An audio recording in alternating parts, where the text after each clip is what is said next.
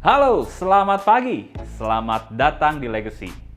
Legacy merupakan sebuah komunitas orang-orang yang berjiwa muda, penuh semangat untuk belajar, bertumbuh di dalam setiap aspek kehidupan. Visi Legacy adalah memimpin 1000 pemimpin di tahun 2030. Misi Legacy adalah untuk memimpin banyak orang mempunyai hidup yang berkelimpahan. Pada kesempatan hari ini, kita akan sama-sama mendengarkan message yang luar biasa. Selamat belajar, selamat menghidupi, tetap semangat, and please welcome. Selamat pagi teman-teman.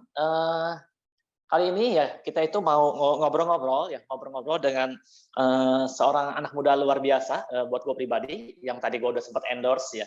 Anak muda ini yang gue bilang gue sangat ingat kalau Koko yang satu ini bisa bayar harga yang gue rasa nggak semua orang mau lakukan ya, gitu. Tapi beliau lakukan ya, dan setelah dilakukan tentunya ekspektasi ada, tapi ketika dijalankan ekspektasinya mungkin take times untuk sesuai dengan harapannya nih ya. Tapi nggak mudah menyerah, terus dilakukan yang pada akhirnya bisa sampai menjadi seorang agency director. Nah, yuk teman-teman ya, boleh kita sambut luar biasa ya dengan oplosan virtual. Ini dia Ko Erik Kurniawan.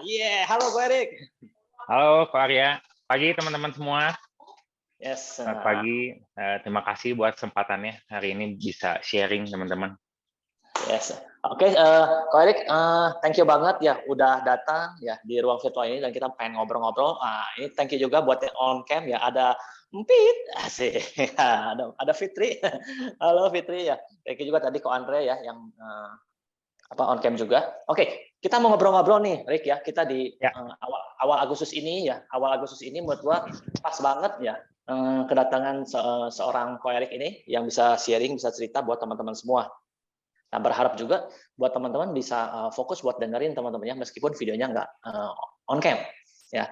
Nah, Rick, mungkin di sini juga banyak yang pengen kenal Ko Erik ya. Mungkin teman-teman tahu tapi belum pernah tahu dengar ceritanya bahwa siapa sih Ko Erik itu. Nah, Ko Erik boleh tolong ceritain nggak sih background ya, background sebelum ada di Prudential gitu. Nah, boleh dong sedikit ceritain background apa sih sebelumnya waktu di Prudential dan ceritain ya Rick ya, gimana sih Rick gitu. Ya, oke. Thank you teman-teman ya, kasih kesempatan buat saya juga belajar sama teman-teman, sama Ko Arya juga, buat saya juga bisa sharing apa yang udah pernah saya alamin ya. Kalau background teman-teman, jadi sebelum di Prudential ini saya tuh kerja di bank sih, sebagai marketing di bank. Jadi kuliah sih di IT, di informatika. Cuman dari kuliah udah sambil kerja, tapi kerjanya itu belum pernah di IT sih sebenarnya teman-teman. Jadi kerjanya dari awal selalu di bank. Udah pernah ada 2 bank, setelah dari bank kedua baru saya pindah ke Prudential ini teman-teman. Oh jadi ilmu IT-nya nggak pernah dipakai ya? Ya sekarang kepakainya di Microsoft Word sama Microsoft Excel lah ya. Itu mah nggak perlu kuliah itu mah. Kita bisa atau tidak itu mah. Oke, jadi background di bank ya Rik ya. Ya. Nah, Di Rik, bank coba betul. tolong ceritain di bank itu kalau boleh tahu berapa lama Rik? Oke, di bank tuh saya berarti dari tahun 2018 sampai dengan 2008 sampai dengan 2011 sih teman-teman. Jadi sekitar 3-4 tahunan lah ya. 3-4 tahun ya. Nah, waktu lu udah jalanin 3-4 tahun di bank ya yang ada di Indonesia ini. Nah, gimana ceritanya kok lu bisa sampai udah di bank and then terus tiba-tiba ketemu Prudential Rick? Kenapa gitu? Ketemunya kok bisa ketemu? Ya, kalau bisa ketemu pertama sih saya direkrut sama Victor kan, sama Ko Victor Harjanto ya. Nah, dia ketemu saya tuh di gereja. Jadi emang saya tuh udah cukup lama di gereja itu, dan Ko Victor tuh baru masuk ke komunitas itu, dan dia begitu masuk nggak lama janjian sama saya buat dia jelasin konsep bisnis di asuransi ini. Dan emang satu kebetulan dan mungkin juga jalannya ya. Dan di saat itu emang saya lagi berpikir untuk bisa mendapatkan income lebih sih, mendapatkan income tambahan dari apa yang udah saya kerjain di bank sebelumnya sih, Ko Arya. Jadi pas emang kebenaran emang pas lagi nyari, lagi coba berusaha buat memikirkan apa yang bisa dilakuin lagi, dan kebenaran co-founder tuh masuk ke komunitas kita dan dia mau mengajak saya untuk menceritakan dulu. Dia memberi kesempatan kepada saya untuk saya mendengarkan dulu sih konsep bisnis ini. Padahal di ruangan itu banyak orang, tapi co-founder nggak semuanya juga mau dia rekrut sih sebenarnya.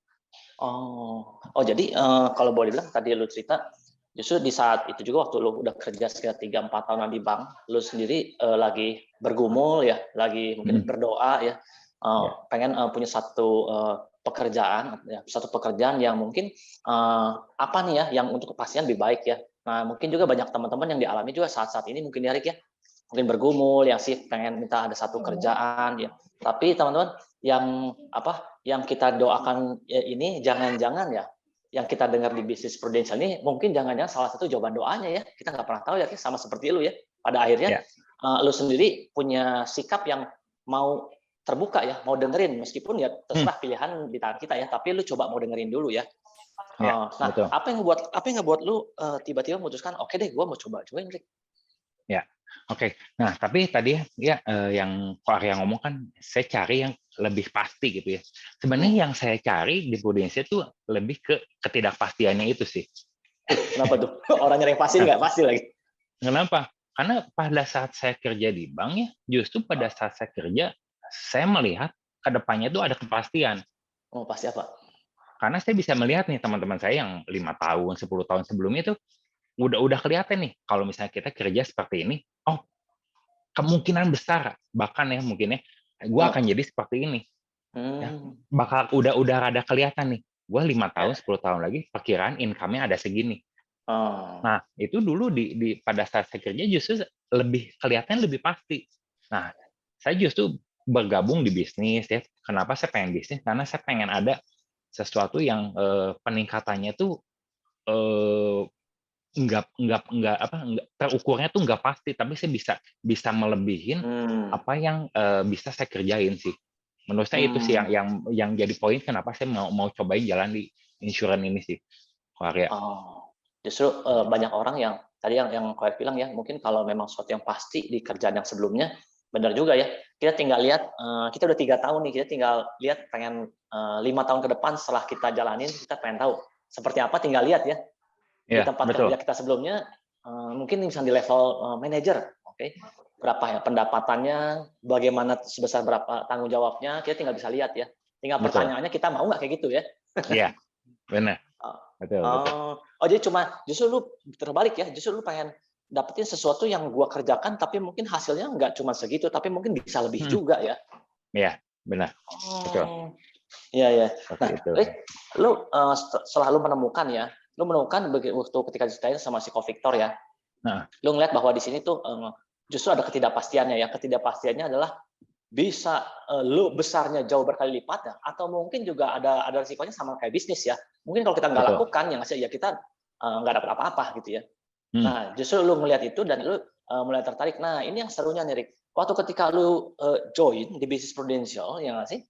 Nah gue pernah tahu ya, dan lu bayar harganya luar biasa Rick gitu. Oke, nah buat teman-teman juga tadi gue sempat cerita ya, ini adalah satu anak muda yang lagi waktu saat itu beberapa tahun yang lalu bayar harganya luar biasa. Teman-teman ingat ya, backgroundnya itu dari bank, oke? Dan ini pindah ke bisnis Prudential dan tadi gue udah bilang bayar harganya luar biasa yang belum tentu semua orang melakukan. Nah boleh ceritain nggak Rick, apa sih yang lu lakukan sehingga lu benar-benar berani banget? Oke. Jadi pada saat di bank kedua itu, Korea buat teman-teman juga.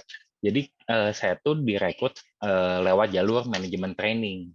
Jadi sebelum kerja kita tuh disekolahin dulu lah sekitar 2 bulan full belajar perbankan dari nol. Jadi kita emang di satu tempat khusus 2 bulan itu ya. Nah karena kita udah mendapatkan pelajaran, karena kita udah dapat fasilitas yang baik selama training itu ya. Jadi kita tuh dikontrak teman-teman. Jadi kita kontrak selama 2 tahun lebih, saya lupa persisnya berapa.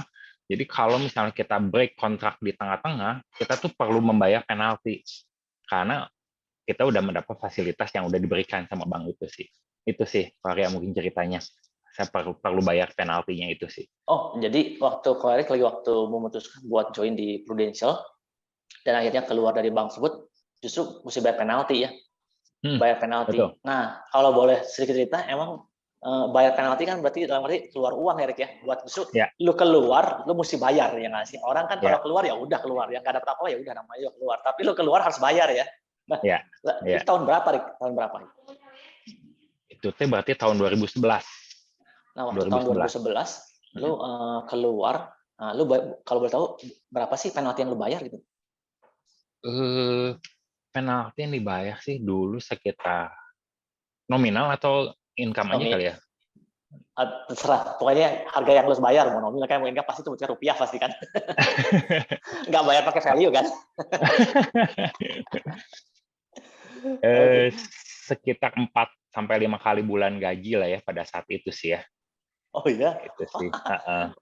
4 sampai 5 kali, itu 2 digit itu? Iya, sekitar, ya kalau nominal sih sekitar 20-an lebih lah ya. Waduh. Bisa dibayangin tahun-tahunnya, oke, gue mau join bisnis Prudential. Prudentialnya sih nggak minta uang ya. Tapi kerjaan sebelumnya lu bayar ya. Sampai 2 digit itu ya, 20 bulan. Waduh ya.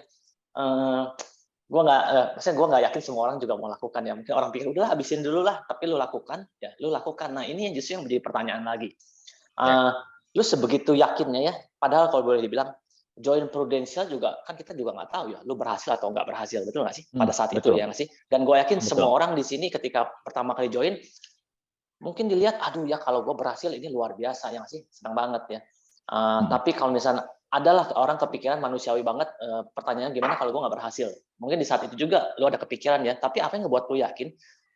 Berhasil juga belum tentu, tapi lu udah yakin bayar harga, karena dengan bayar harganya aja ya gue ngerasa itu menunjukkan bahwa lu kayak yakin gue bisa. Apa yang lu lihat gitu? Oke. Nah, pertama-tamanya kenapa saya berani bayar harga ya? Yang pertama karena saya pada saat itu saya dapat momentum dan saya semangat sih. Cuman modal itu doang sih. Semangat lihat apa, Rick? Karena mungkin hal baru juga ya saya lihat di bisnis ini, dan saya coba beberapa bulan juga sebelumnya saya udah coba mempelajari konsep produknya, cara kerjanya gitu, dan cara kerjanya sih sebenarnya menurut saya 100% hampir mirip sih dengan apa yang udah saya lakuin sebelumnya di bank. Hampir mirip, malah lebih simpel. Kalau dulu saya di bank kan di bagian kredit, kita perlu analis dulu laporan keuangan, perlu liatin dulu mutasi rekening koran gitu ya, yang berbunda-bunda. Di sini lebih simpel, jauh lebih simpel. Tapi prosesnya, alurnya hampir mirip lah. Ya. Dan kalau saya pikir ya, apa yang menjadi modal penting, menurut saya semangatnya itu sih. Semangat memulai hal yang baru ya, dan apa ya, menurut saya itu modal yang sangat penting sih. Kalau misalnya gue melihat ya kedepannya bakal bagus atau enggak, jujur kata pada saat itu sih kita nggak bisa pastiin sih ya sebenarnya ya, setahun, 5 tahun, 10 tahun ke depan saya bakal kayak gimana juga di asuransi kan saya juga nggak tahu. Cuman yang saya yakin ya saya punya semangatnya itu sih untuk saya memulai bisnis di sini sih. Kalau lu ada yang lu yakini itu ya, ada tujuannya nggak, Rick? Jadi waktu ketika lu lakuin lu dengan semangat dan lu ngelihat apa yang gua lakukan itu kurang lebih mirip juga sama yang di kerjaan sebelumnya ya. Cuman apa yang bikin lu semangat? Apakah karena cuman sesuatu yang baru, atau sesuatu yang baru itu lu punya sesuatu yang gua rasa ini worth it nih kalau gua kerja. Ya. Oke. Halo. Tes. Masuk ya suaranya? Oke.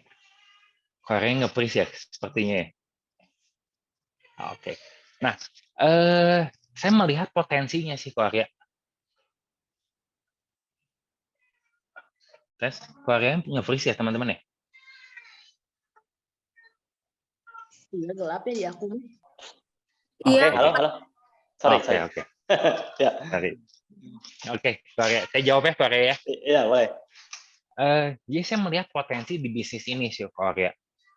Jadi sama seperti yang sebelumnya ya, saya melihat saya tuh bisa mendapatkan di bisnis ini tuh ya sesuatu hasil yang sebanding dengan apa yang usaha saya keluarin. Kalau dulu saya sebelum di bank ya, even saya mau maksimal kerjanya sekalipun, saya mau dapat customer banyak pun ya tetap ada takarannya sih kalau di saat bisnis, di saat kerjaan saya dulu. Jadi udah ada takarannya. Saya Takarannya. mau maksimal, mau outstanding performanya juga tetap maksimal, kenaikannya apa yang saya dapat ya segitu. Nah, kalau saya melihat di bisnis ini dalam skema bisnisnya gitu ya, saya kerja lebih banyak, ada kemungkinan saya dapat lebih banyak juga. Saya bisa mendapatkan lebih banyak juga. Nah, itu yang saya tertarik banget nih di menjalani bisnis ini sih. Itu sih. Ya. Jadi kalau lu lihat itu apa yang lu lakukan sekarang itu berbanding lurus gitu ya. Berbanding lurus ketika lu makin rajin ya nggak sih? Ya tentunya lu kan hasil makin besar ya. Tapi kalau mungkin di kerjaan sebelumnya lu mau rajin sampai mau lembur berkali-kali juga, mau top performance juga, kita tetap ada takarannya ya. Iya, gitu. betul. Itu yang membuat kita mengeluarkan potensi kita maksimal, tapi hasil yang dapat ya segitu-gitu aja mungkin ya. Iya, betul. Oke. Yes. Nah, Rick, tapi kan lagi waktu ketika lu join dan lu lagi semangat-semangatnya nih ya. Gue yakin juga setiap orang yang join di sini, ya awal-awalnya pasti semangat itu ada ya, karena mungkin sesuatu yang baru, gue mau coba nih ya, sistemnya oke banget. Tapi sometimes kadang-kadang kan ekspektasi kita itu kan nggak sesuai langsung ya, nggak sesuai langsung. Nah, lu bercerita nggak ketika awal mungkin 3 bulan awal ya nggak sih, ketika lu lagi semangat-semangatnya dan lu coba jalanin apa yang ada di pikiran lu, lagi gimana hasilnya, Rick? Ya, oke. Ya, jadi teman-teman sebagai info ya, pada saat saya full time itu, kalau teman-teman pernah dengar NBO, omset sama dengan income. Nah, income saya di bank itu tuh sama persis dengan omset pertama kali saya full time di bisnis prudensial ini. Ya, jadi contoh nih, saya baru dapat EPL 5 juta. Nah, income saya juga di bank sebelum saya meninggalkan income 5 juta juga di bank. Jadi income saya emang turun drastis banget sih saat itu. Ya. Jauh maksudnya banget lah. Lagi itu 5 juta API gitu. Ya, baru 5 juta API. Saya memberanikan diri, saya menguji diri untuk saya bisa full time di sini sih. Gila, itu sih fight banget ya. Bahkan sebelum Legacy punya fight ya, until you have it, lu udah lakuin duluan. Ya. Tapi ya sebenarnya ya nggak ya, maksudnya saya nggak asal nyemplung doang. Saya sebelum memutuskan full time, saya coba pelajarin dulu. Kira nanti setelah full time, hari-hari saya harus melakukan apa aja sih? Ya saya ya kan yang diajarkan Coffee Talk ya, berarti kan saya perlu ketemu orang, perlu sebanyak mungkin ketemu orang, karena rasio 10:1 itu kan emang udah berdasarkan riset. Ya, jadi selama saya full time itu bulan September. Jadi selama September sampai dengan Desember, ya saya tuh setiap hari ya seperti kerja aja teman-teman. Jam 8 tuh udah ada di kantor. Ya dulu kantornya masih di Dynamic. Jadi para sekretaris CA belum datang pun saya udah datang gitu ya. Buat saya di sana bisa telepon, buat saya bisa bikin atur jadwal seharian itu, buat ketemu siapa aja gitu ya. Bahkan kalau misalnya sampai belum ada ketemu orang, saya coba canvassing tuh ke seberang ke Ruko Kebonjati. Ya, ke seberang Hyper, bukan Venetian, Korea, tapi Ruko Kebonjati. Ya. Kalau itu mah bahasanya kita di prospek gitu. Ya, jadi selama 4 bulan itu ya saya coba ketemu orangnya sebanyak mungkin. Buat saya bisa menceritakan konsep Pak Ali kalau dulu, kalau sekarang Pak WLT. Kalau ke Venetian Bu Ali nanti. Bu Ali. Lu jadi jam 8 pagi ya lu udah ada di kantor dan lu lakuin persis kayak nggak ada bedanya waktu ketika waktu lu di kantor ya. Ya, padahal di Prudential ini nggak ada yang mengharuskan seperti itu, Rick ya. Ya, kita kan atur sendiri ya. Waktu lu lakuin habitnya dari September ya kan sampai Desember, apa yang terjadi, Rick? Maksudnya ketika habitnya, apakah taburan-taburan itu hasilnya saat itu lu menuai? Ya, oke. Nah, bersyukurnya ya saya bisa mengalami itu dan lulus sih. Karena begitu saya lulus, saya bisa menceritakan hal ini ke teman-teman sih. Ya, jadi dalam bulan September ini saya ada satu case. Ya, full time September, Oktober, November, Desember. Selama 4 bulan saya full time tuh saya hanya nambah 3 case, teman-teman. Astaga. Ya. Saya hanya nambah 3 case. Saya masih ingat setoran preminya ya 350, dan 500, teman-teman. Malah case pertama saya sebelum full time tuh API-nya lebih gede daripada saya full time. Besar iman Muna. Oh, jadi lagi waktu selama 4 bulan itu September, Oktober, November, Desember, lu cuma ada 4 case. Ya, cuma Iya. 4 case, betul. 4 case dengan habit dari 4 bulan itu ya. Mungkin lu setiap hari datang pagi ya, lu lakuin mungkin calling day ya, ketemu orang, canvassing gitu ya. Ya. Nah, itu lagi waktu itu lu lakuin selama 4 bulan dan hasilnya cuman baru 4 case ya. Apa yang ngebikin lu maksudnya tetap lu mau lakuin ya, apa yang lu jadi belief lu? Sometimes mungkin kadang-kadang jangankan 4 bulan Dik ya. Sebulan masih tahan, begitu 2 bulan, alah ya, baru cuman 1 case atau nggak ada. Mungkin pasti lu juga bukan dari 4 case itu tentunya kan lu bukan dari 4 nawarin 4, benar nggak sih? 4 ceritain 4, Ya, tapi 4 dari ceritain betul. mungkin ya 40 mungkin gitu. Ya. Nah, tapi apa yang ngebuat lu kok still tetap yakin gitu? Ya, oke. Jadi kalau untuk ketemu orangnya, kalau misalnya saya sempat hitung sih, yang terhitung ya, kalau canvassing saya jarang hitung sih.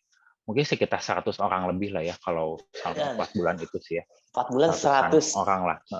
Ya 4 bulan sebenarnya 100, sebenarnya sebulan 25 sih sebenarnya masih dikit sih ya, nggak sehari 1 juga sebenarnya sih.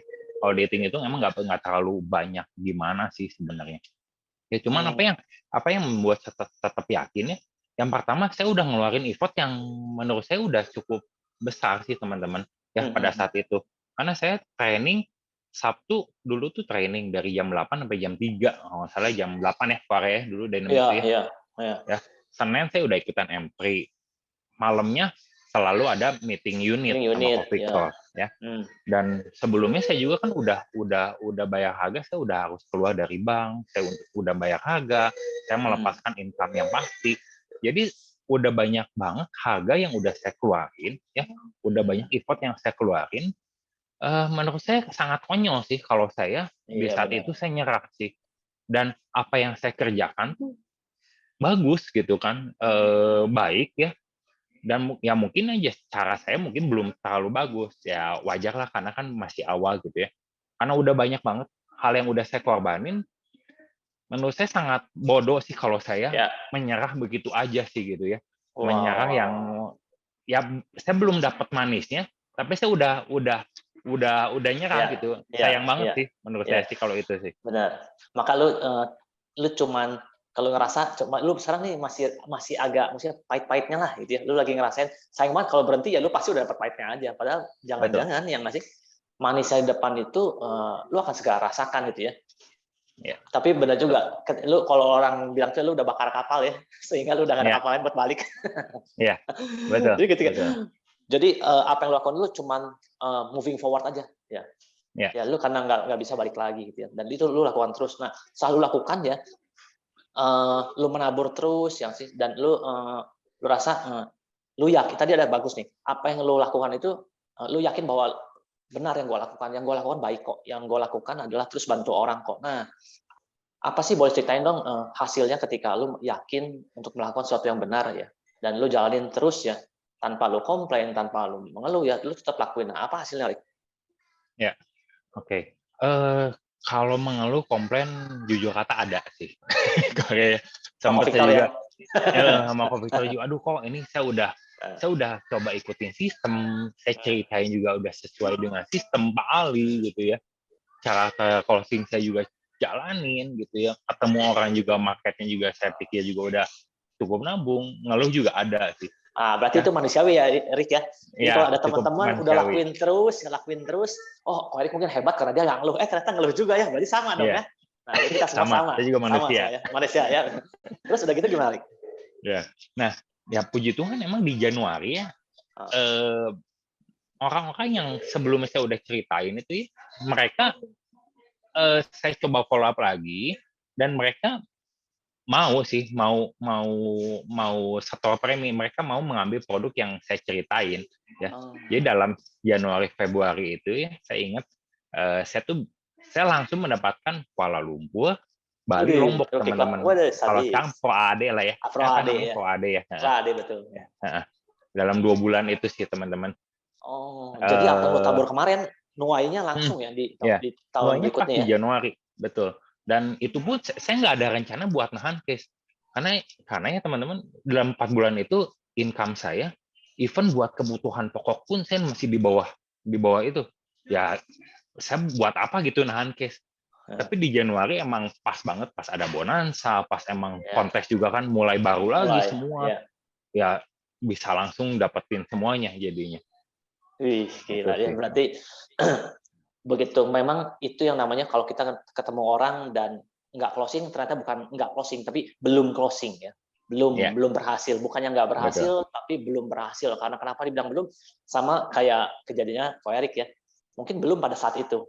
Tapi next-nya ya ketika di awal tahun ya, Tuhan izinin semuanya atas hasil taburan kita. Yang itu makanya gue suka tuh. Ya, barang siapa yang menabur dengan air mata ya, dia akan bersorak-sorai ya. Yes, Waduh. betul. Ya, Betul, ya, betul. ya, ya. Tapi keren banget. Nah, Rick, jadi teman-teman ya, ini baru background Ko Erik aja ya dari awal yang sampai dia coba jalanin sama seperti teman-teman di sini partner yang baru join mungkin atau yang beberapa bulan baru join. Kalau ada yang ngerasa sama kayak Ko Erik ya, mungkin sebulan, 2 bulan, 3 bulan, 4 bulan masih belum ada hasilnya atau ya closing baru bantu orang baru berhasil 3 atau 4 orang ya. Jangan nyerah karena kita punya cerita yang bagus banget ya. Real story dari Ko Erik. Dan kalau teman-teman mempertanyakan ya, aduh gue udah lakuin sistemnya, gue udah ikut training, gue udah ikut meeting unit, gue udah sering ya one on one dengan leader gue, tapi kenapa belum ya? Tenang aja teman-teman ya. Namanya menabur pasti ada masanya menua ya Rick ya. Ya, Tuh. betul. Kita nggak pernah tahu, oke? Ya. Karena gue yakin apa yang Ko Erik alamin itu ya bukan khusus di tahun 2011 doang ya. 2012, 13, 14 kita sampai sekarang pasti masih ada itu season ya. Nanti pasti masih ada. Betul. Oke. Nah, Rick kita lompat ya. Kita lompat karena di masa itu kan terus berjalan ya. Erik pada akhirnya ya bisa promosi, udah gitu bisa punya pencapaian, bahkan kita lagi itu kita ke Barcelona bareng Erik ya, kita lagi ya. Nah, kita ke Europe bareng ya, bisa lakukan semua itu. Nah, tapi ini yang serunya nih Erik. Kalau cerita dulu mungkin itu jadi sesuatu yang udah kita lewatin dan kita ngerasa kita bisa ketawa Erik ya. Wah, dulu benar juga ya, seru juga ya. Tapi tenang aja, semua partner di sini enjoy aja ya masa-masa di partner di agent. Kenapa? Karena ketika tahun depan kita di leader, cerita kita inilah yang akan menginspirasi ya tim kita. Nah, Rick, tapi yang serunya adalah ketika berjalan sama seperti semua orang berjalan tahun demi tahunnya, nah sampai suatu saat kita ada pandemi, benar nggak sih, Rick? Ya. Kan? 2019 kita on the top-nya ya, kita lagi waktu itu di legacy ya masih. 2020 ya, siapapun di antara kita ada yang nggak ngerasain namanya pandemi. Tiba-tiba suddenly pandemi, oke? Dengan habit yang lu udah ceritain tadi, dengan segala kedisiplinan yang lu tadi ceritain, gimana waktu ketika ngadepin pandemi, Rick? Gimana? Pertama gue pengen tanya apa sih yang lu rasain ya ketika waktu pandemi dan apa yang lu lakukan ketika di awal-awal pandemi, Rick? Oke. Jadi ya, berarti kan kita di 2020-2021 ya berarti ya, Arya ya. Jadi sebelumnya teman-teman di 2019 tuh puji Tuhan saya sama istri tuh dapat startup teman-teman. Jadi kita dapat di akhir-akhir di Desember ya. Jadi udah setiap hari tuh udah membangun habit yang menurut kita saat itu udah cukup baik lah ya. Kita udah rutin ketemu orang gitu ya. Nah, di tahun 2020 kita udah ngeset goals kita tuh PCC produser pada saat itu. Dan emang di saat itu kita udah ada produksi mungkin sekitar hampir 150 juta di Januari itu. Ya, jadi cukup apa ya? Confident, cukup realistis lah. Cukup confident dan cukup realistis menurut kita pada saat itu. Oke, gue tahun ini sepertinya bisa nih kita coba breakthrough ya ke PCC ini. Karena kita di awal tahun udah ada produksi lumayan bagus. Dan apa ya, semangat kita di saat itu lagi bagus nih, semangat lagi bagus, pastinya. Aktivitas pola hari juga lagi bagus. Dan ternyata di bulan Februari Maret tuh ternyata kita harus menghadapi pandemi ya, di mana yang tadinya kita biasanya ketemu orang, bisa ikut komunitas ini komunitas itu ya, bisa telepon orang, semua terhenti dan nggak diperbolehkan bahkan untuk keluar rumah. Ya. Nah, itu cukup apa ya? Cukup membuat gua perlu beradaptasi lagi sih. Yang tadinya udah optimis gitu ya, udah punya ritme yang menurut kita oke gitu ya. Terus tiba-tiba harus berubah lagi. Nah, itu perlu beradaptasi dengan keras sih kalau buat saya sih. Itu sih.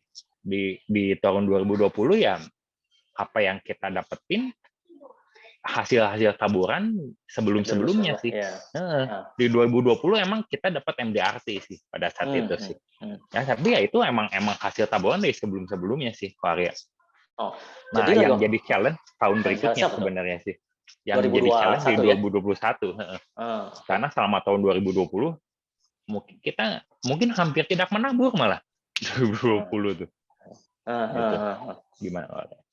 Jadi waktu ketika itu 2019 kan lagi namanya kita taburan 2019 yang kita lakukan ya.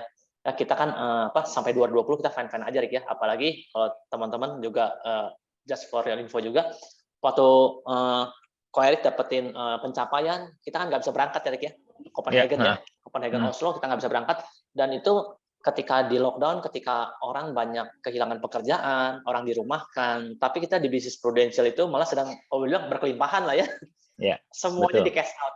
Bisa bayangin teman-teman, kita ini selama di Prudential mungkin udah 10 tahunan ya nggak pernah namanya trip luar negeri itu di cash out ya. Kita nggak pernah tahu berapa jumlahnya yang Prudential bayarin, tapi pada tahun 2020 dipaksa ya nggak sih, karena pandemi Prudential harus keluarin ya nominal uangnya ya, baru kita tahu oh ternyata perjalanan Prudential biar kita itu luar biasa ya. Seminggu bisa dihajar 50 juta ya cuma satu orang ya. Wah, gila banget ya. Kita baru tahu, wah ya jadi ketika orang sedang lagi kelimpungan, kita mungkin saat itu berkelimpahan ya. Cuman memang saat itu juga pas berkelimpahan kita bingung mau ngapain ya. Bingung, waduh nggak ketemu. Jadi seolah kayak nggak bisa keluar, uang dikasih ya lu nikmatin aja lah. Gitu ya. Betul. Itu kenyamanan yang fana ya. Kenyamanan yang fana ya. Kalau boleh bilang, padahal kita juga sering digaungin ya Rick ya, bahwa bilang ayo lu tetap, tapi yang tadi lu bilang tetap nabur, cuman mungkin di saat beberapa orang itu kita yang terbiasa buat ketemu orang agak bingung ya mau ketemu orangnya gimana ya.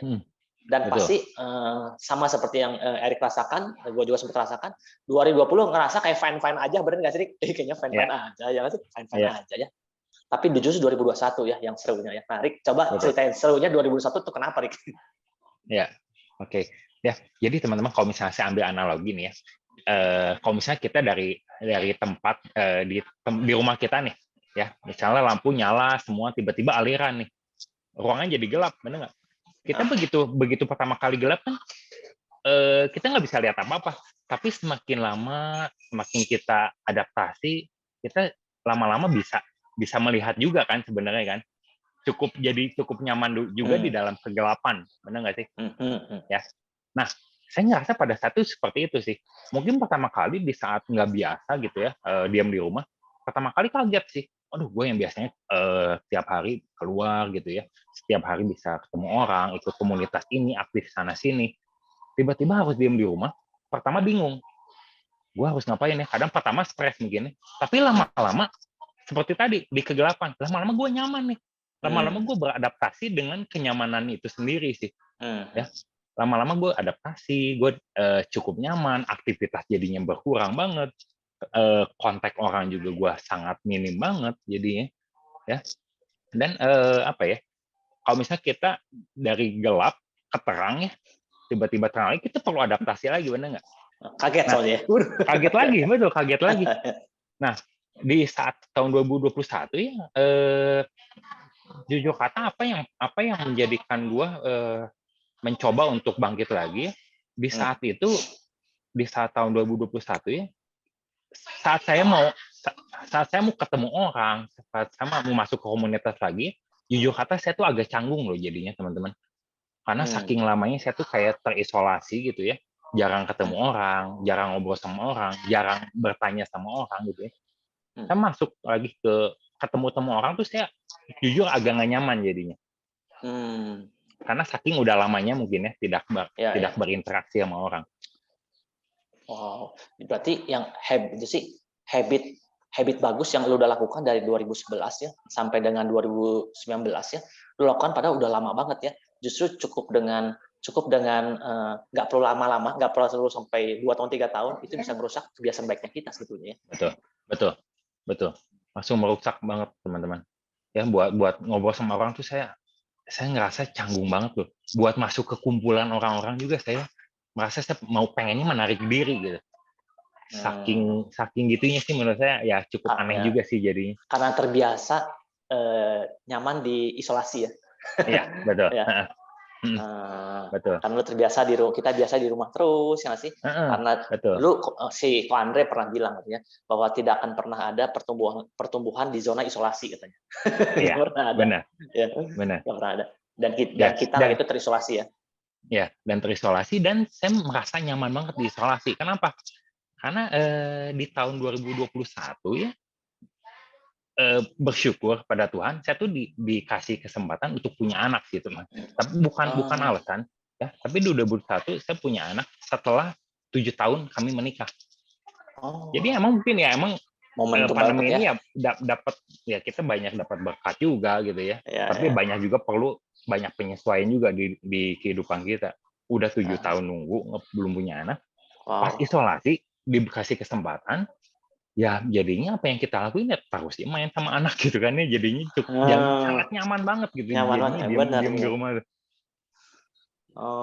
Jadi pas tahun 2021 punya anak, Rick ya, punya anak. Iya. Jadi waktu ketika dalam kesepiannya ya, dikasih anak, ya makin aja ya. Iya. Makin udah nyaman banget itu, jadi udah aja ya lingkungan kita keluarga doang jadi. Nah tapi kalau kayak gitu ketika lu nyaman ya udah 2020, berarti gila ya. Lu cuma cukup butuh mungkin 1,5 tahun atau hampir 2 tahun ya untuk merusak segala kebiasaan baik lu ya, habit yang lu udah bangun dari 2011 ya, Rick ya. Ngeri banget ya, betul. makanya hati-hati ya. Bukan berarti anak rusak, enggak, anak jelas itu berkat Tuhan ya. Anak itu berkat Tuhan. Betul. Tapi habitnya kita ya waktu ketika 2021 ya Ko Erik punya anak, senang main. Nah, tapi yang gue pengen tanya, kenapa Rick waktu tahun 2021 ya, apakah lu merasa fine-fine aja ya nggak sih? Atau justru lu udah ngerasa ketika lu nyaman, ada ngerasa nyaman tapi ada sesuatu yang salah nggak sih gitu dengan apa yang lu lakukan gitu? Oke. Ada sih, saya ngerasa saya secara kualitas diri saya merasa turun jauh banget sih. Ya kenapa? Karena yang pertama yang tadi sih, saya begitu ketemu orang-orang tuh saya merasa canggung, teman-teman. Saya pas lagi ada legacy di KBP ya, saya masuk ke kumpulan orang tuh saya merasa nggak nyaman banget. Saya malah mungkin agak menarik diri malah. Saya masuk ke komunitas apa juga saya agak menarik diri jadinya. Nah, saya berpikir di situ dan apa ya? Saya realize ya bahwa ada satu kutipan ya, manusia menajamkan manusia, betul nggak sih? Manusia menajamkan manusia. Nah, selama ini tuh saya nggak ditajamkan. Saya tuh tidak bersinggungan dengan orang-orang gitu ya. Lingkungan saya hanya itu aja gitu ya. Saya merasa sangat tumpul sih. Saya merasa tidak berkembang secara kapasitas diri saya sih. Nah, menurut saya itu alasan saya. Wah, saya di situ saya perlu bangkit lagi nih. Saya perlu melawan rasa ketidaknyamanan ini supaya diri saya itu bisa mencapai potensi apa yang udah Tuhan titipin sih ke saya sih. Poin pentingnya sebenarnya itu sih, Karya. Jadi waktu lu ngerasa mungkin lu udah 2 tahun nggak perform ya nggak sih, karena hasil dari kenyamanannya lu itu ya. Nah, betul. apakah kenyamanan apa yang lu rasakan itu apakah berpengaruh nggak, maksudnya dalam sisi finansial lu ya, atau nggak dari sisi karakter lu ya, ada sesuatu yang khas itu, apakah ada nggak sih, Rick? Oke. Karakter mah pasti iya ya, karakter pasti iya. Kalau finansial juga ada, tapi bersyukur nggak sampai berat gimana sih. Puji Tuhannya emang nggak gimana sih. Tapi ya masih cukup terkendali. Tapi ya kita tetap perlu berusaha karena kita hidup bukan untuk hari ini doang kan. Kita hidup untuk kedepannya juga kan. Apalagi di saat ini kan dipercayakan juga seorang anak dari Tuhan, betul nggak? Ya apa yang menjadi kebutuhan anak juga kan kita perlu pikirin ke depannya. Akhirnya ketika lu merasa gua mau bangkit lagi tahun 2000, berarti kan 2021 Desember 2002 awal kita semua kumpul lagi ya, legacy ya. Waktu itu kita kumpul lagi ya di awal tahun. Nah, apa yang lu rasakan ketika lu berkumpul? Kalau gue simpulin yang lu ceritain adalah lu justru ketika berkumpul lu merasa tidak nyaman ya, lu merasa saling menarik diri ya nggak sih? Lu ngerasa tadinya nyaman, begitu kumpul sama teman-teman di legacy setelah 2 tahun nggak ketemu, lu ngerasa udah lama seperti nggak diasah ya. Biasanya manusia menajam pedang seperti itu ya. Lu udah ketemu tapi lu akhirnya menemukan ketidaknyamanan ketika ketemu dengan komunitas legacy gitu ya. Ya. Tapi thanks God-nya bahwa kita juga tahu ya bahwa nggak pernah ada pertumbuhan ya di zona nyaman. Justru ketika kita ngerasa nggak nyaman ya nggak sih, dan kita punya respon yang benar, nah percaya bahwa itu akan ada pertumbuhan, benar nggak sih? Ya, betul. Ya. Jadi selalu tadi yang kalau teman-teman sekarang ngerasa lagi nggak nyaman ya sih, terus lakukan ya, enjoy dalam ketidaknyamanannya, karena itu sedang membuat kita sedang bertumbuh ya Rick ya. Gitu. Rick, gue pengen tahu Rick, sebenarnya alasan terkuat apa sih gitu? Apakah cuman itu aja karena lu ngerasa lu nggak mengeluarkan potensi lu aja? Alasan yang lu tahu jadi grit, jadi ngekeh ngotot, dan lu tahun 2022 ini gue pengen bangkit gue pengen bangkit. Apakah alasan cuman itu aja? Lu karena nggak perform sama 2 tahun terakhir ini? Atau ada hal yang lain, Rick? Yang pertama pasti itu sih ya, alasan finansial juga kan kita perlu tetap bertumbuh ya. Karakter juga kita tetap perlu bertumbuh ya, dan juga mungkin yang salah satunya juga mungkin kita perlu jadi contoh juga ya kalau kita sebagai Jadi orang contoh. tua kepada anak juga ya. Bisa kita terus-terusan di rumah, nanti anak juga bingung kerjanya ngapain juga gitu ya, benar nggak sih? Si papi apa ngapain yang perlu terus dikerjain gitu ya. Iya. Ya.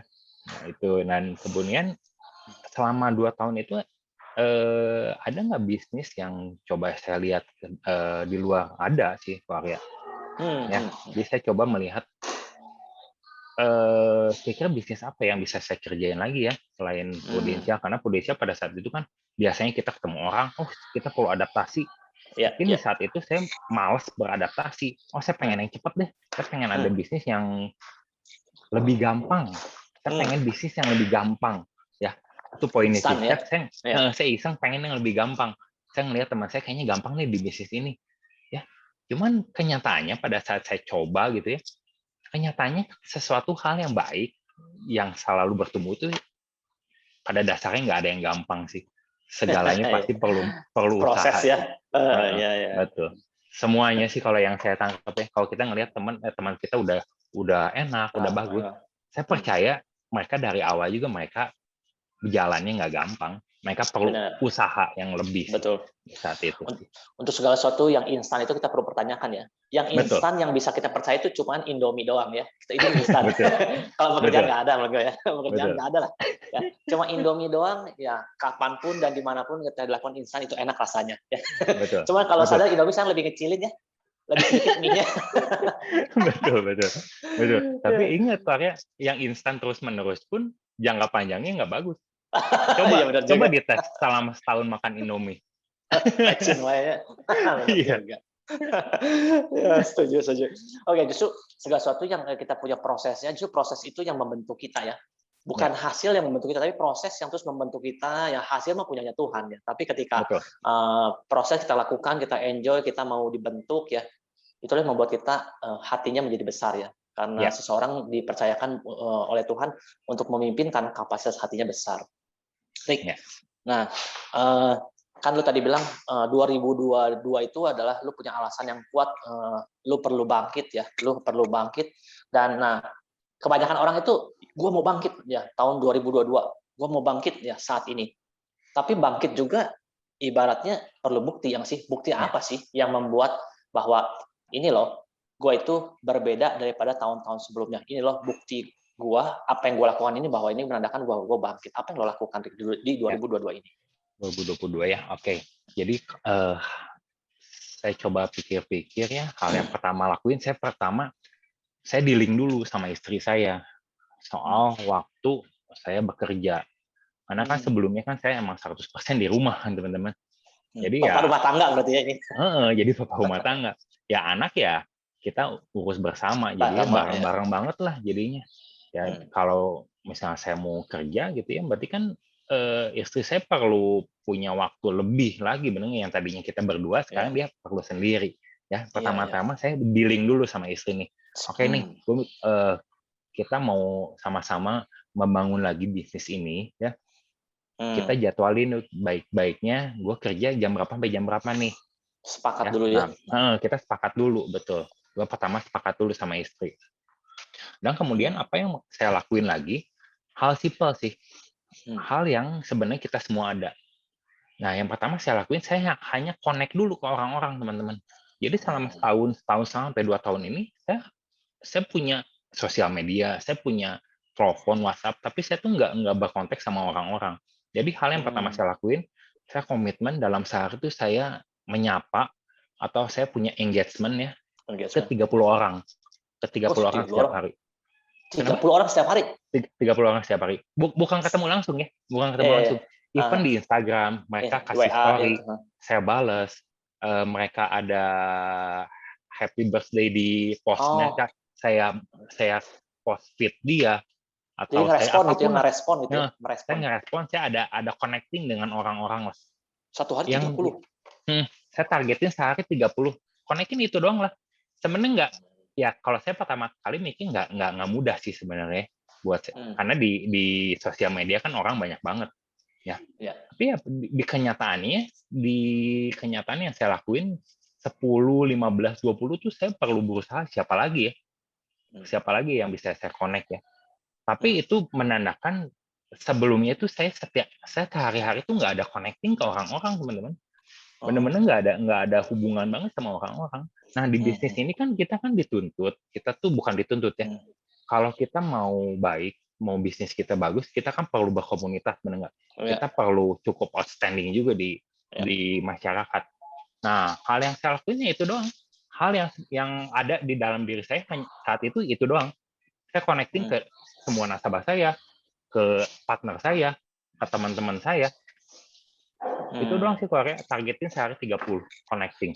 Jadi waktu di awal di tahun 2022 karena lu mau bangkit ya, salah satu bukti kebangkitan seorang Erik itu adalah pertama adalah karena lu udah berkeluarga ya sih. Tentunya kita juga bisa contoh juga sepakatin sama pasangannya kita ya bahwa kita punya tujuan mau membangun kembali bisnis kita ini di Prudential yang sih dengan punya kesepakatan ya antara pasangan ya.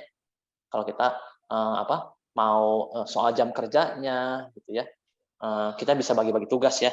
Dan apa yang dilakukan itu, Pak tadi bilang, memang awal-awal bingung ya, tapi berawal dari connecting.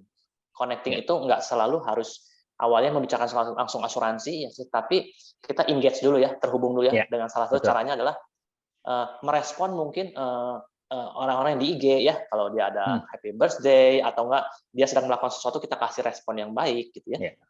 Ya, atau juga kalau dengan nasabah-nasabah yang lama yang udah punya nasabah, kita say hello juga gitu ya. Itu aja Rik ya, hal sederhana buat membiasakan ya. Hal sangat sederhana sih menurut saya. Semua dari kita pasti bisa. Nah, setelah itu Rik ya, setelah itu lu meningkatkan aktivitas lu itu satu hari 30 orang ini ya, dari awal tahun lu lakukan berapa lama Rik?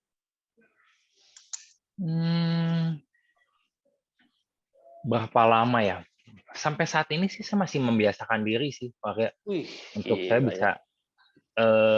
bisa connect gitu ya sama orang-orang ya.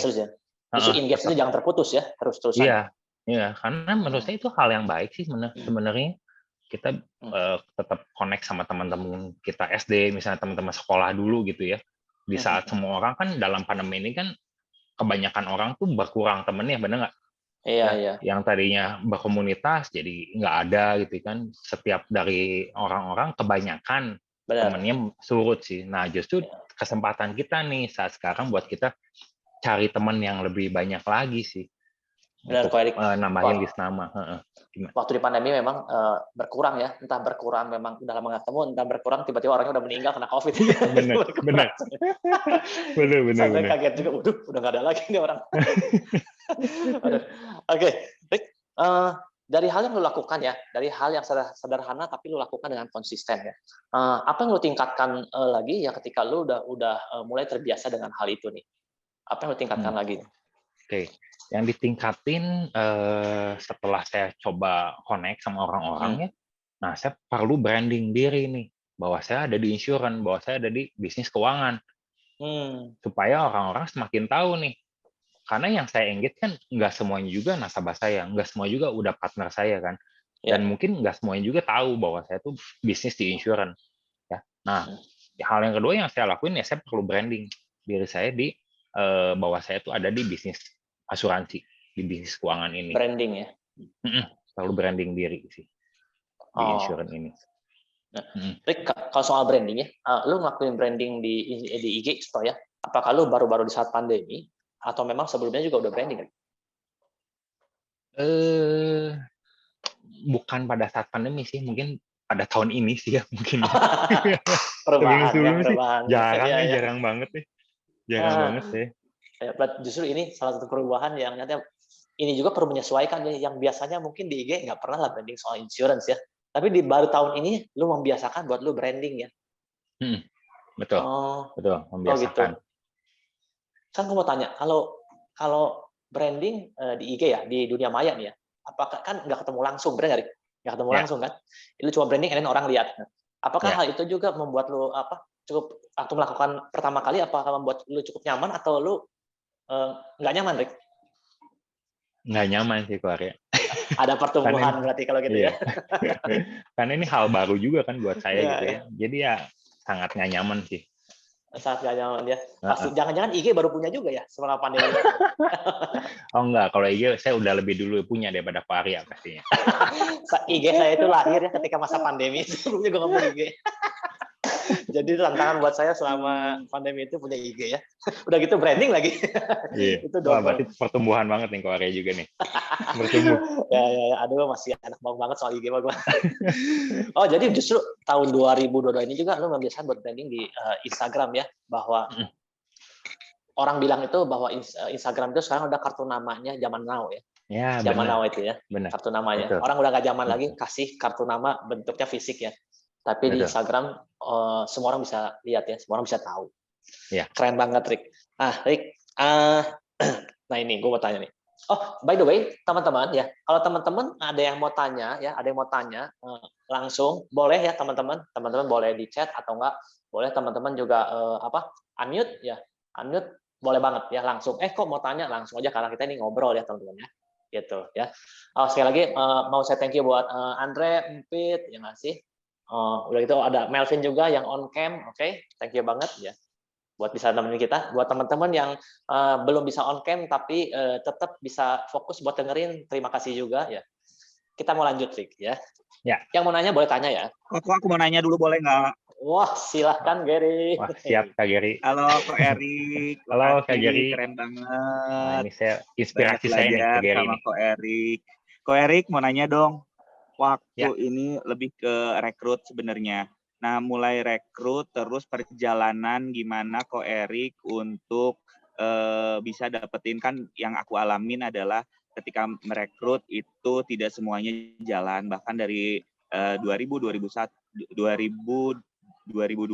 2021. Nah sekarang pun aku nggak ya merekrut, namun kan nggak semuanya ya bisa jalan. Nah menghadapi itu seperti apa Ko Erik? Terus paling ideal menurut Ko Erik ya dengan rasio ngajak berapa orang untuk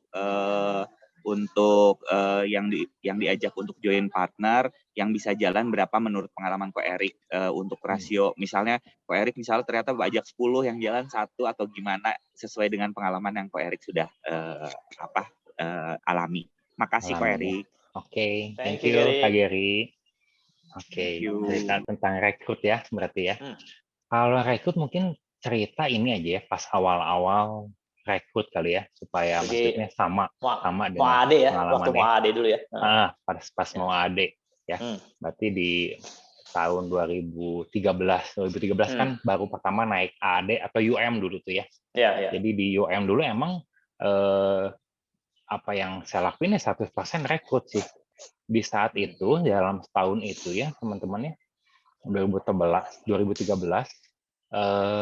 omset unit tuh ya, saya tuh nyentuh di 1,7 miliar di 2013. Itu tuh ya puji Tuhan ya, 2013 itu saya tuh top UM Pro Dynamic Bandung teman-teman. Jadi saat itu saya mempromosikan 3 AAD. Ya, mempromosikan 3 AAD, omset 1,7. Karena ya namanya baru ya, semua kan belajar dari nol dan juga belajar berdasarkan pengalaman juga. Di saat itu kode agen yang keluar di under unit saya itu ya, kode agen ya teman-teman ya, 75 orang nama yang keluar di unit saya. Dan Jadi 75 sangat orang. banyak sih. Mungkin kalau untuk rasio sih, Pak Geri, mohon maaf, saya nggak terlalu bagus sih.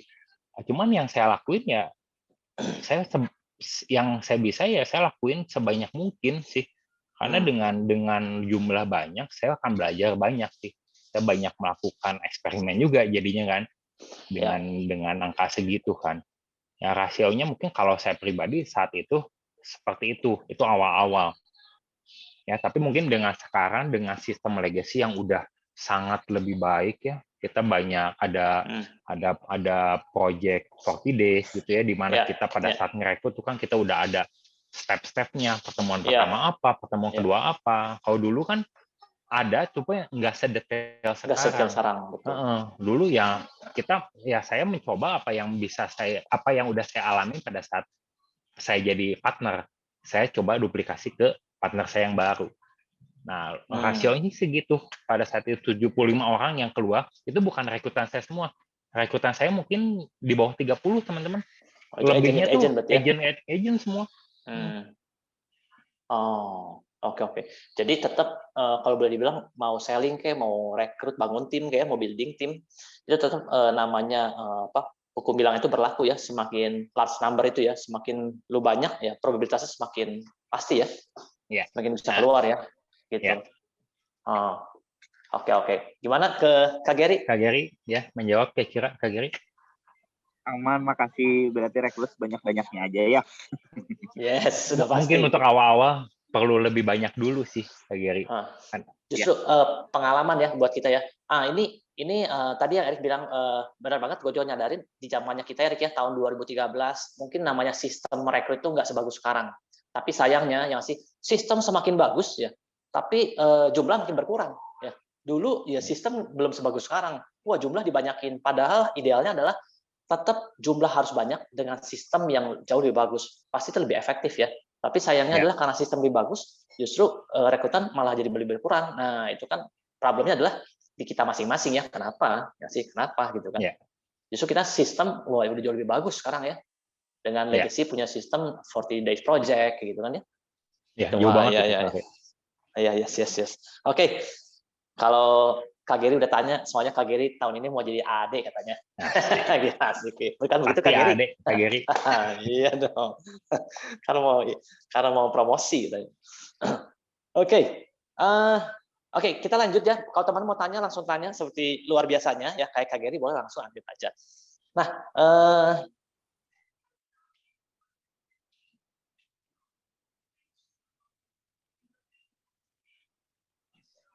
keputus ya teman-teman. Yang menjadi keyakinan aku Erik di tahun halo. Please kok diulang lagi kok. Kedengaran nggak Erik? Sekarang Erik? Terputus kok Arya? Oke. Sekarang kedengaran? Ya, jelas. Jelas. Oke. Nah, apa yang jadi keyakinan Ko Erik di tahun 2022 ini akan jadi lebih baik dari sebelumnya nih. Nah, jadi kan Ko Erik punya pengalaman 2020, 2021 performance mungkin karena dari kenyamanannya itu ya. Kenyamanannya itu yang akhirnya membuat kita nggak maksimal. Nah, apa yang menjadikan Ko Erik yakin di tahun 2022 ini akan menjadi lebih baik dari sebelumnya Ko Erik? Ya. Oke. Gue yakin nih 2022 ini bakal lebih baik. Aktivitas sih, Ko Arya. Karena apa yang nggak saya lakuin di 2021, 2020, saya lakuin di tahun ini. Ya. Habit saya, struktur hari saya. Nah, itu saya banyak merubah sih di tahun ini sih. Dan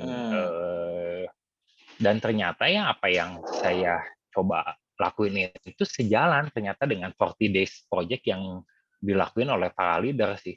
Jadi sebelum 40 days project ini jalan nih, sebenarnya saya udah coba berpikir nih, kayaknya apa yang perlu saya lakuin hari-harinya yang simple, yang sederhana gitu ya. Tapi itu tuh bisa mendekatkan saya ke tujuan saya. Nah, ternyata di 40 days itu ya hampir semuanya mirip. Ya, saya lebih yakin lagi sih jadinya bahwa apa yang saya lakuin tuh mendekatkan saya ke tujuan saya sih. Wow, justru kenapa lu yakin ya tahun 2022 ini bakal lebih baik daripada tahun-tahun sebelumnya? Karena apa yang lu lakukan sekarang itu adalah hal yang lu lakukan yang tahun-tahun kemarin lu nggak lakukan ya. Maka percaya ya, pasti akan jadi lebih baik. Wow, betul. Itu hal yang menurut gua itu faith yang keren banget ya, karena menurut gua itu simple ya. Orang banyak pikir gini, gimana ya tahun ini gua pengen punya pertumbuhan, tahun ini gua pengen berbeda. Ya. Banyak orang memikirkan, waduh, gua harus strateginya gimana ya? Padahal sederhananya seperti yang lu bilang tadi. Cukup bermulai dari apa yang tahun kemarin lu tidak lakukan, tahun ini lu lakukan. Melakukan hal seperti apa? Melakukan sesuatu yang selaras dengan tujuannya kita tahun ini. Benar nggak? Ya, betul. Jangan sampai kita lakuin hal yang kemarin gue nggak lakuin, sekarang gue lakuin, tapi menjauhkan daripada goals-nya gue ya. Nah, itu sama aja bohong ya. Ya, betul. Itu salah arah itu. Salah arah ya, itu hilang arah ya. Justru yang pertama yang tadi Ko Erik bilang adalah lakukanlah sesuatu yang tahun-tahun sebelumnya lu tidak lakukan. Ya sih, tahun ini lu lakukan. Tapi pastikan tahun yang sekarang lu lakukan ini selaras dengan tujuan tahun 2022 ini. Nah, itu pasti kita percayain ya akan ada terjadi perubahan ya. Gitu. Wah, keren banget ini Ko Erik. Ya, teman-teman, banyak dapat sesuatu. Ya, gue yakin semuanya banyak. Bahkan yang off cam aja gue lihat banyak dapat sesuatu pasti ini nih. Ya. Amin. Ya. Yang on cam kelihatan mukanya cerah ceria, wah dapat sesuatu ya. Ini hal yang menurut gue great ya. Bagus banget karena banyak orang berpikiran banyak orang yang pengen perubahan tahun 2022 pasti. Cuma mereka juga bingung ya, mesti mau ngelakuin apa. Tapi tadi Ko Erik sekali lagi udah bilang, udah lu lakuin aja. Lu lakuin sesuatu yang lu nggak lakukan tahun sebelumnya. Lu lakuin sekarang. Lu lakuin sekarang dan pastikan itu sesuai dengan tujuannya tahun 2022. Nah, mulai di situ teman-teman ya. Kalau tadi Ko Erik bilang ada 40 days project. Nah, teman-teman boleh tanya leader yang masing-masing ya sih, apa itu 40 days project ya. Itu hal yang menurut gua bagus banget buat kita bisa lakuin. Terakhir Ko Erik. Nah, terakhir nih. Ya. Terakhir Ko Erik mau tanya ya. Nah, sekarang kan tepat banget nih. 1 Agustus ya. Tepat 5 bulan lagi menuju Desember ya. Tadi di videonya Edo udah sempat dibilang ya. 5 bulan itu ada orang bilang waktu yang aduh tinggal 5 bulan lagi ya nggak sih? Tapi ada orang yang bilang 5 bulan adalah waktu yang cukup buat mengejar goals-nya saya. Nah, 5 bulan menuju bulan Desember nih untuk kita semua nih ya, para partner di sini ya, untuk kita semua pesan-pesan dari Ko Erik untuk menyelesaikan pertandingan di tahun ini apa sih, Rik? Apa sih pesan-pesan buat kita semua di sini ya? Untuk dalam 5 bulan tepat 1 Agustus ini, 5 bulan sampai akhir Desember. Pesan-pesan Ko Erik buat kita semua untuk kita bisa menyelesaikan pertandingan kita dengan baik. Apa sih, Rik? Oke. Jadi kalau untuk pertandingan selesai, betul teman-teman, pertandingan selesai di 2022. Tapi pertandingan kita dalam kehidupan kita untuk jadi pribadi yang lebih baik itu terus-menerus ya teman-teman ya, itu nggak akan pernah berhenti ya. Dan ya kita perlu aktivitas, perlu melakukan, kita perlu aktivitas teman-teman. Nah, kuncinya di bisnis ini simpel sebenarnya, hanya aktivitas doang. Kalau kita di bisnis lainnya kita memikirkan banyak hal-hal lain pasti ya, ada stoknya, mungkin utang dagang kalau di bisnis lain ya. Kita hanya berpikir besok perlu ketemu siapa, lusa siapa yang bisa gua ketemuin. Ya itu, dan yang paling penting sih mindset sih Korea. Mindset perlu kita perlu memberi makanan yang sehat sih kepada mindset kita sih. Ya itu yang sangat penting banget sih. Karena itu akan mencerminkan apa yang kita lakuin sih keluarnya, apa yang ada di dalam otak kita itu sih. Ini poin penting sih. Jadi pesan Ko Erik buat kita semua teman-teman di 5 bulan ini adalah yang pertama adalah aktivitas teman-teman ya. Karena kunci di bisnis kita adalah terus kita aktivitas ya. Karena kalau nggak ada aktivitas ya tentunya nggak menghasilkan sesuatu juga. Tapi aktivitas itu dilakukan berdasarkan apa ya, mindsetnya kita ya, mindsetnya kita.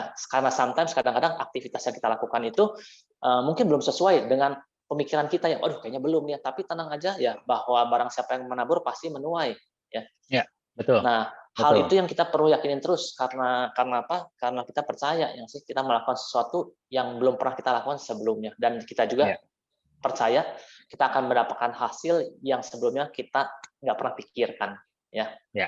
Keren banget. Betul. Dan Korea, kita akan menuai apa yang kita tabur, tapi di saat kita masih ada di ladang tuayan itu. Bener juga ya.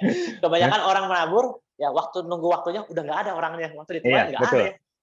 Bener. Di saat kita yang waktunya nuai, kita udah lepasin ladangnya. Ada orang lain yang belum menabur, yang mungkin diambil koyan itu. Ya. Makanya kita harus rajin menabur, ya kita pasti menuai. Jika kita masih ada. Iya, jika kita masih ada. Gitu ya. Oh ini, Pak Erik, tadinya Kak Geri nanya IG-nya apa katanya?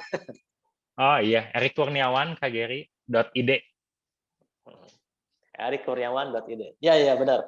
Teman-teman, kalau teman-teman semua di sini lagi semangatnya, lagi rajin menabur, ya thanks God, itu bagus banget.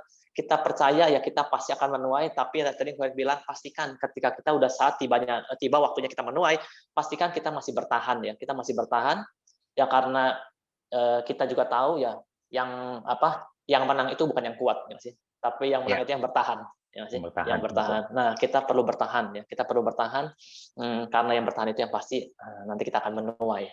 Keren banget. Thank you banget Ko Erik ya. Boleh teman-teman kasih aplausnya teman-teman buat Ko Erik ya. Thank you banget. Pak Arya. Ya. Sekali lagi teman-teman, ada yang mau tanya teman-teman? Di 5 menit terakhir, pas tepat ya 10.25 sekarang. Ada yang mau tanya? Ya. Jangan malu-malu ya. Jangan malu-malu. Terima kasih juga buat teman-teman yang terus stay tune ya. Stay tune sampai jam 10.25 hari Senin ini. Teman-teman tetap semangat ya gitu. Karena kalau Ko Erik bisa, kita pasti bisa. Ya, yang paling penting itu jangan kita pikirin jatuhnya ya, tapi kita selalu pikirin bangkitnya ya. Mau jatuh berapa kali ya, nggak perlu, yang penting bangkitnya aja yang kita hitungin terus. Oke, kalau nggak ada ya, teman-teman apa yang tadi Ko Erik ceritain ya akan cuma jadi sebuah cerita yang menyenangkan, cerita yang menginspirasi aja. Tapi sayang banget teman-teman kalau udah menyenangkan, menginspirasi, tapi kita nggak lakukan. Ya, tentunya kita harus tetap lakukan, ya karena apa yang tadi Ko Erik ceritain, kalau kita lakukan, kita terlalu percaya ya bahwa tahun ini teman-teman akan mendapatkan hasil yang memang teman-teman belum pernah dapetin sebelumnya. Oke? Ya. Tapi sebelum dapetin hasilnya, lakukan dulu aktivitasnya dan mindsetnya. Oke? Itu aja. Thank you Ko Erik. Ya, makasih banget teman-teman semua. Ya.